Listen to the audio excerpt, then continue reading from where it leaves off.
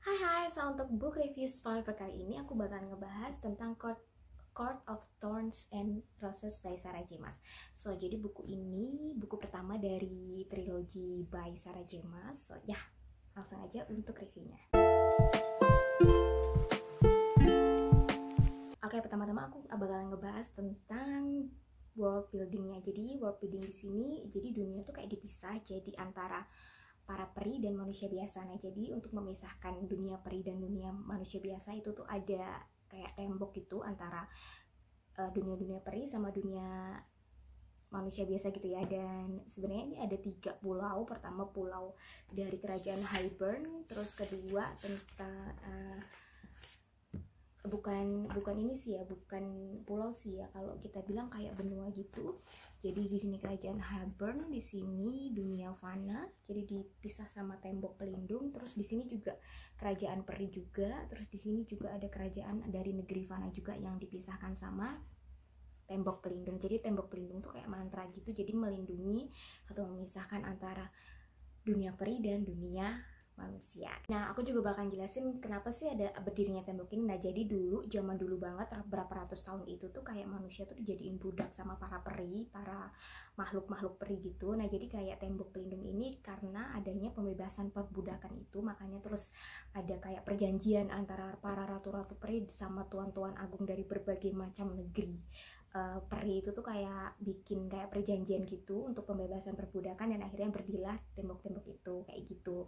Nah, untuk plotnya sendiri di sini kita ketemu sama yang namanya Vera. Vera itu kayak dia ini nih apa ya, remaja sih ya, umur 17-an tahun gitu. Dia cewek, jadi dia itu tinggal sama kedua kakak ceweknya, dan satu ayahnya yang udah cacat nggak bisa apa-apa. Jadi dia tuh kayak, dan mereka ini dilanda kebangkrutan gitu, jadi mereka tuh hidup miskin secara mendadak dan akhirnya tinggal di pondokan deket hutan, yang hutannya itu tuh kayak perbatasan antara tembok itu gitu loh, antara tembok perbatasan yang deket sama tembok itu gitu loh, tembok pemisah antara dunia peri dan dunia manusia kayak gitu. So, jadi di sini nih diceritakan kalau si Vera ini nih kayak dia itu tuh sering berburu. Dia jadi kayak jadi kakak-kakak cewek dia itu tuh kayak nggak bisa apa-apa gitu loh. Jadi kayak dia tuh yang apa namanya, yang kayak berburu tiap hari untuk supaya dia tuh bisa makan kayak gitu. Nah, suatu hari dia itu kan berburu, udah lama banget dia kayak udah berjam-jam gitu nggak ada perburuan, dan akhirnya dia dapat buruan, terus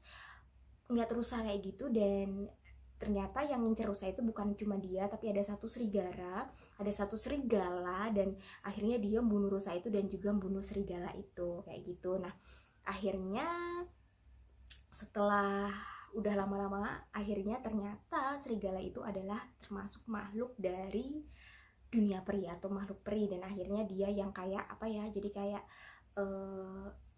dia tuh kan udah ngebunuh serigala itu, jadi kayak Tuan Agung salah satu negeri peri itu tuh kayak nggak terima, dan akhirnya menawan Vera sebagai tahanan karena sudah membunuh makhluk itu atau serigala itu kayak gitu. Jadi disitulah cerita mulai berkembang gitu. Jadi ini kalau aku bilang kayak retelling Beauty and the Beast kisahnya. Jadi kayak apa ya, ya dia tuh ditawan gitu karena perbuatan dia, dan dia mau ditawan karena untuk menyelamatkan keluarganya kayak gitulah, intinya seperti itu. Dan ya, aku bilang sih ini retelling, bukan aku aja sih yang bilang, tapi banyak banget juga para pembaca juga bilang kalau ini memang retelling Beauty and the Beast, dan aku pikir itu memang bener banget kayak gitu.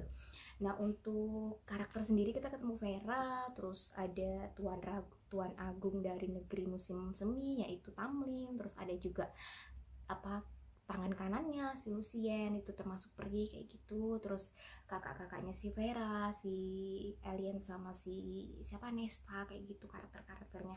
Dan untuk aku sendiri, untuk karakternya sendiri untuk perspektifnya, ini buku dari perspektifnya si Vera. Jadi di sini kita cuma lihat dari satu perspektif, itu perspektifnya Vera, dan sumpah buku ini bener-bener kayak jarang banget ada dialog. Jadi itu semua tuh intinya kayak pemikiran-pemikiran dan pandangan-pandangan Vera, dan itu menurut aku kayak apa ya, panjang lebar banget kayak gitu. Dan pertama-tama kalau aku pikir buku ini nih kayak roller coaster sih ya. Jadi aku tuh kalau baca ini di pertama oh gitu, terus langsung hah, terus langsung jadi what, terus jadi what, terus jadi what, jadi kayak ini bener-bener kayak roller coaster banget. Di sini lihat ini tandanya. Jadi kayak buku kayak first apa ya, kayak dari pertama sampai pertengahan sampai halaman 300-an itu tuh semuanya tentang cinta, semuanya tentang romance. Terus di pertengahan itu keluarlah apa namanya, rahasia-rahasia, plot twist semua keluar di pertengahan dan akhirnya yang ini yang bikin aku kayak buat gitu. Jadi sumpah buku ini kayak apa ya, kalau menurut aku sih awalan yang pas sih ya, kayak kita tuh kayak pembaca tuh dibikin buat berekspektasi lebih gitu untuk buku ini, dan menurut aku itu bagus banget. Cuman ya itu karena kita lihat dari satu perspektif, jadi kita cuma lihat dari segi pandangnya si Vera aja, dan menurut aku itu ya nggak apa-apa sih, aku nikmatin itu gitu. Tapi ya itu, jadi kita cuman kayak punya satu pandangan aja dari kisah ini gitu sih. Dan menurut aku gimana ya, aku nggak bisa kasih panjang lebar sama buku ini karena memang aku ini spoiler free. So untuk buku pertama ini aku kasih 4,5 dari 5 bintang, karena menurut aku agak kecewa sedikit sih di akhir-akhir, karena menurut aku si Tamlin ini kan jadi gini, oh ya, jadi kisah romansnya ini kan si Vera sama si Tamlin ya. Jadi Tamlin itu tuan agung atau apa sih ya, kalau tuan agung kita bilang tuh kayak raja, pemimpin dari, jadi kan dunia peri ini dibagi-bagi per negara-negara musim panas, musim semi. Jadi negara musim dan negara apa ya, kalau ini nih sebutannya kayak fajar, siang, malam, itu tuh tata surya bukan sih, nggak ngerti. Pokoknya dibagi dari musim semi, musim ini dan tata surya kayak gitu. Jadi ada musim semi, musim panas, musim dingin, terus musim gugur, terus ada negeri musim, terus ada negeri malam, negeri siang, negeri fajar, kayak gitu dibagi jadi kayak gitu.